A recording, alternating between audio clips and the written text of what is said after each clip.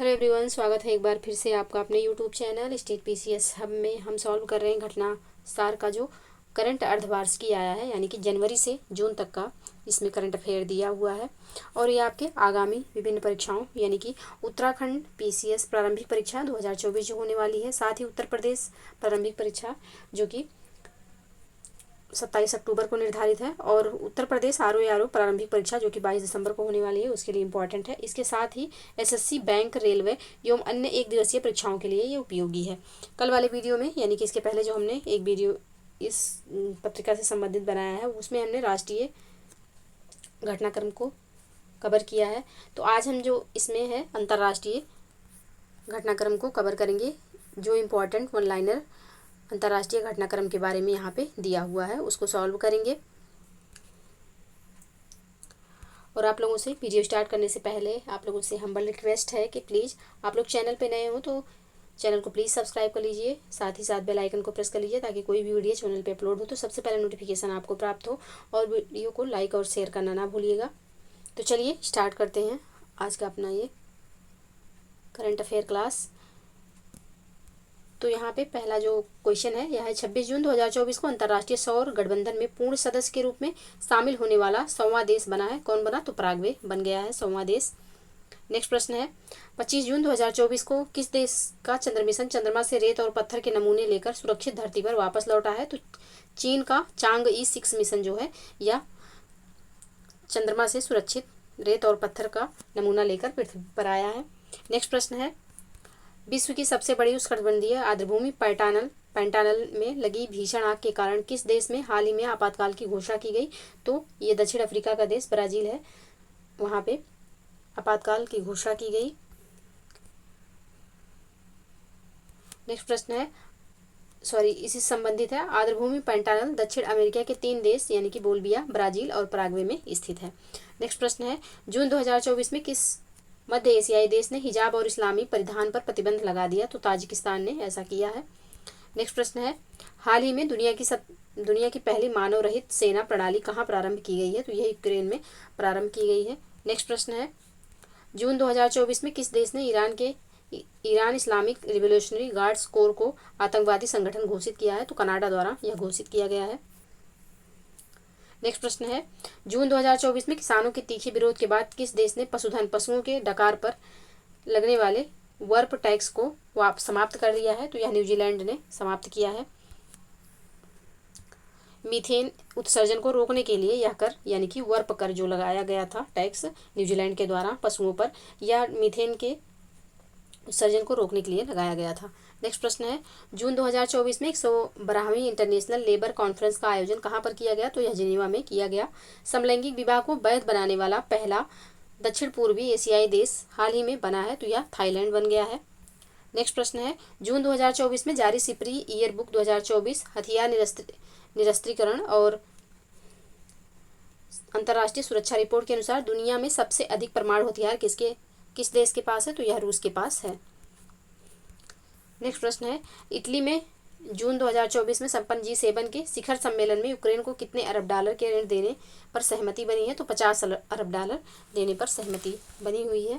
Next प्रश्न है जून 2024 में संयुक्त राष्ट्र शरणार्थी एजेंसी ने किस अभिनेता को वैश्विक सद्भावना राजदूत नियुक्त किया है? तो ब्रिटिश अभिनेता थियो जेम्स को नियुक्त किया गया है।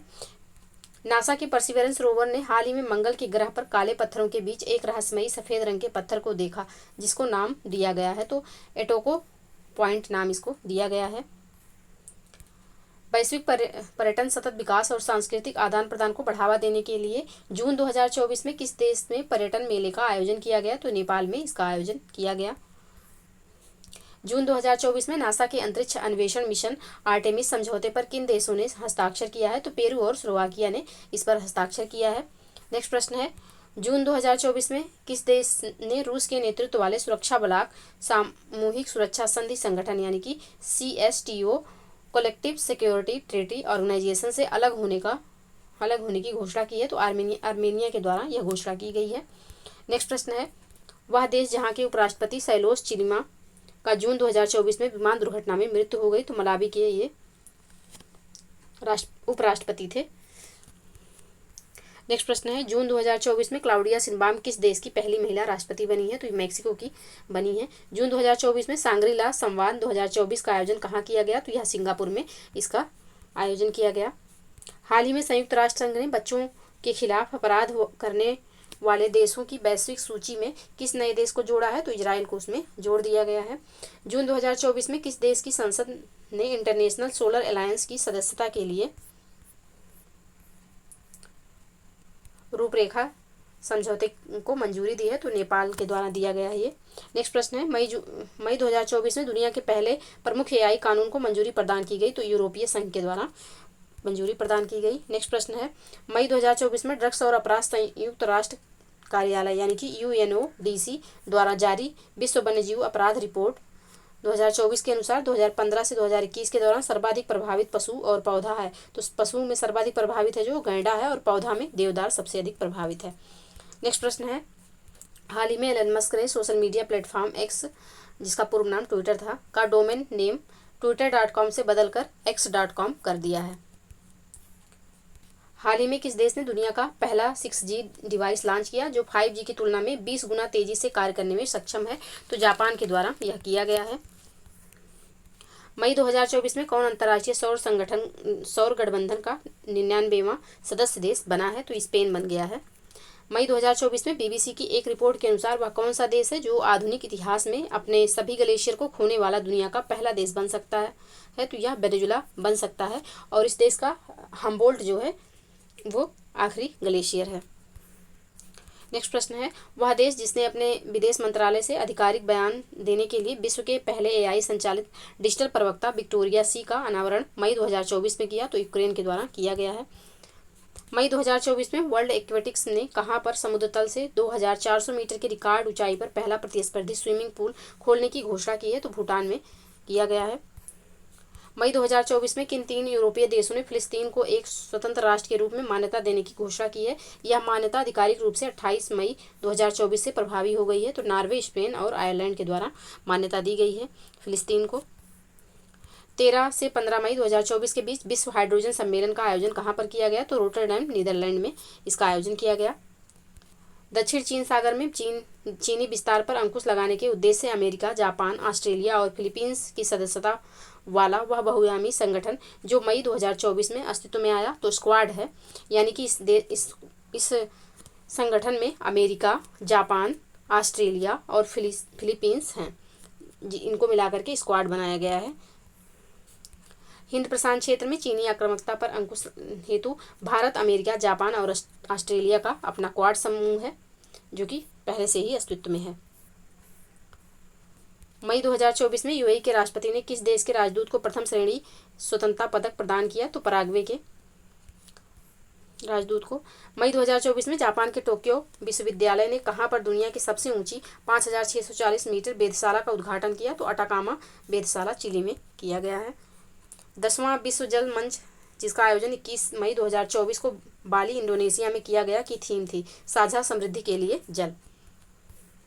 मई 2024 में परमाणु सुरक्षा पर अंतर्राष्ट्रीय सम्मेलन कहाँ आयोजित किया गया? तो वियना में आयोजित किया गया। हाल ही में अमेरिकी अंतरिक्ष एजेंसी नासा ने चंद्रमा पर किस नाम से पहला रेलवे सिस्टम को बनाने की घोषणा की है? तो फ्लोट नाम से बनाने की घोषणा की है।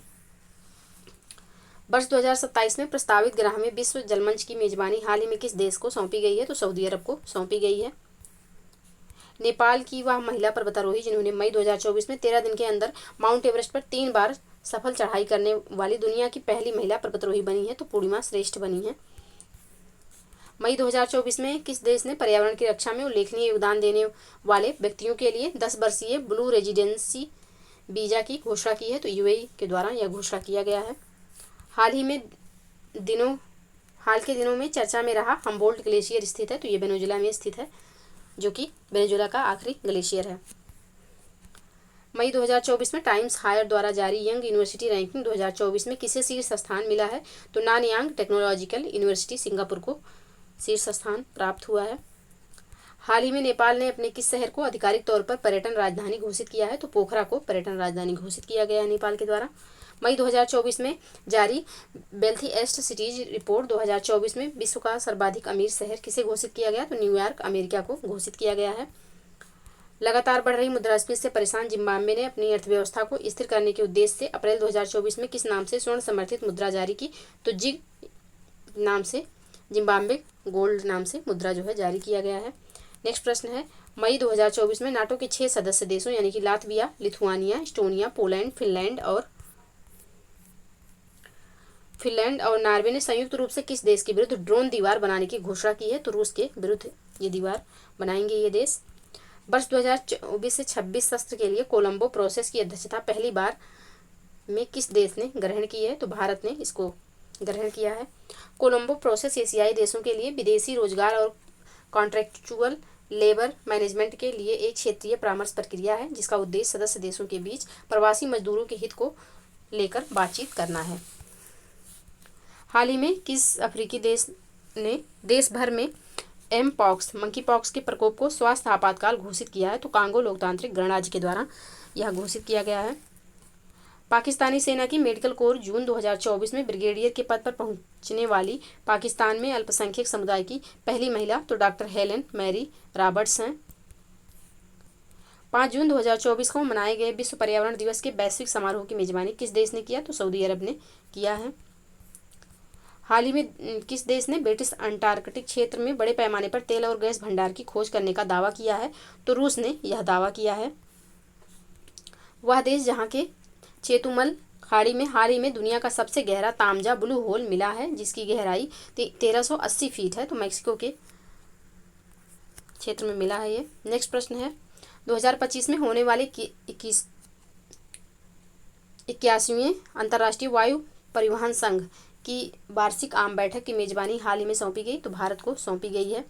जून 2024 में किसने दुनिया के पहले ईवी बैटरी पासपोर्ट को लॉन्च करने की घोषणा की है? तो वोल्वो कोर्स के द्वारा घोषणा की गई है। 5 जून 2024 को किस रूसी अंतरिक्ष यात्री ने अंतरिक्ष में सबसे अधिक 1000 दिन समय तक रहने का रिकॉर्ड बनाया है? तो ओलेग कोनोनेको ने यह रिकॉर्ड बनाया है। वह देश जहां स्थित माउंट ईबू ज्वालामुखी में 13 मई 2024 को विस्फोट हुआ? तो इंडोनेशिया में माउंट ईबू ज्वालामुखी स्थित है।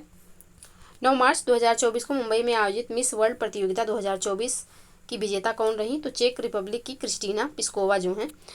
किसकी? तो मिस वर्ल्ड की प्रतियोगिता की विजेता रहीं। उत्तरी यूरोप में स्थित किस नार्डिक देश को 7 मार्च 2024 को नाटो में 32वें सदस्य देश के रूप में शामिल किया गया है? तो स्वीडन को शामिल कर लिया गया है। 31वें सदस्य देश के रूप में फिनलैंड पहले से शामिल हुआ था, तो 32वें के रूप में स्वीडन इसमें शामिल हुआ है। नेक्स्ट प्रश्न है, 5 मार्च 2024 को किस देश में गर्भपात कराने को संवैधानिक अधिकार बना दिया गया तथा संविधान में अधिकार जोड़ने वाला वह दुनिया का पहला देश बन गया? तो फ्रांस ऐसा देश बन गया है। मार्च 2024 में प्रस्तुत आंकड़ों के अनुसार दुनिया में सबसे कम प्रजनन दर किस देश में दर्ज की गई है? तो दक्षिण कोरिया में दर्ज की गई है। विश्व की किस पहली यात्री विमानन कंपनी ने पहली एआई एयर होस्टेस समा 2.0 नाम से मार्च 2024 में प्रस्तुत किया? तो कतर एयरवेज ने प्रस्तुत किया है। मार्च 2024 में माइक्रोसॉफ्ट और ओपन एआई द्वारा किस नाम से एआई सुपर कंप्यूटर विकसित करने की घोषणा की गई है? तो स्टारगेट सुपर कंप्यूटर के द्वारा। संयुक्त राष्ट्र महासभा द्वारा जून 2024 में किन देशों को संयुक्त राष्ट्र सुरक्षा परिषद के नए अस्थायी सदस्य के रूप में चुना गया है? तो पाकिस्तान को, सोमालिया को, डेनमार्क को, पनामा और ग्रीस को। नेक्स्ट प्रश्न है, मई 2024 में विश्व स्वास्थ्य संगठन यानी कि WHO ने कहां पर वॉक द टॉक योग शस्त्र कार्यक्रम का आयोजन किया? तो जिनेवा स्विट्जरलैंड में यह आयोजित किया गया है। 20 मई 2024 को कजाकिस्तान ने कहां पर आयोजित परमाणु सुरक्षा पर अंतर्राष्ट्रीय सम्मेलन की अध्यक्षता की? तो वियना ऑस्ट्रिया में किया है। 25 मई 2024 को किस देश ने पृथ्वी के ध्रुवों का अध्ययन करने के लिए लघु जलवायु उपग्रह पेरीफायर का सफल प्रक्षेपण किया? तो अमेरिका के द्वारा इसका प्रक्षेपण किया गया है। मई 2024 में किस देश ने मलेरिया फैलाने वाले मच्छरों से लड़ने के लिए आनुवंशिक रूप से संशोधित मच्छरों को छोड़ा है? तो जिबूती ने छोड़ा है, जो कि अफ्रीका महाद्वीप का देश है। नेक्स्ट प्रश्न है, दक्षिण कोरिया ने 2045 तक मंगल ग्रह पर पहुंचने की योजना के साथ अंतरिक्ष अन्वेषण पर 100 ट्रिलियन वन यानी कि $72.6 बिलियन के निवेश की घोषणा के साथ किस नाम से अपनी अंतरिक्ष एजेंसी की घोषणा हाल ही में की? तो यह किया गया है कोरिया एरोस्पेस एडमिनिस्ट्रेशन के द्वारा। अंतरिक्ष एजेंसी का नाम है ये कोरिया एरोस्पेस एडमिनिस्ट्रेशन। नेक्स्ट प्रश्न है, दुनिया का सबसे लंबा पैदल यात्री suspense bridge bridge of the national unity 4 जून 2024 को कहाँ खोला गया? तो हंगरी में खोला गया। अमेरिका की पहली निजी कंपनी इंटुएटिव मशीन्स द्वारा निर्मित वह लैंडर जो 22 फरवरी 2024 को चांद के दक्षिणी ध्रुव पर उतरने में सफल हुआ, तो लैंडर ओडिसियस है ये। 12 से 17 फरवरी 2024 के बीच प्रवासी प्रजाति संरक्षण यानी कि CMS COP14 का आयोजन कहाँ किया गया? तो समरकंद उज्बेकिस्तान में किया गया। फरवरी 2024 में कहाँ पे 60वें म्यूनिख सुरक्षा सम्मेलन का आयोजन किया गया? तो यह आयोजन जो है यह जर्मनी में किया गया।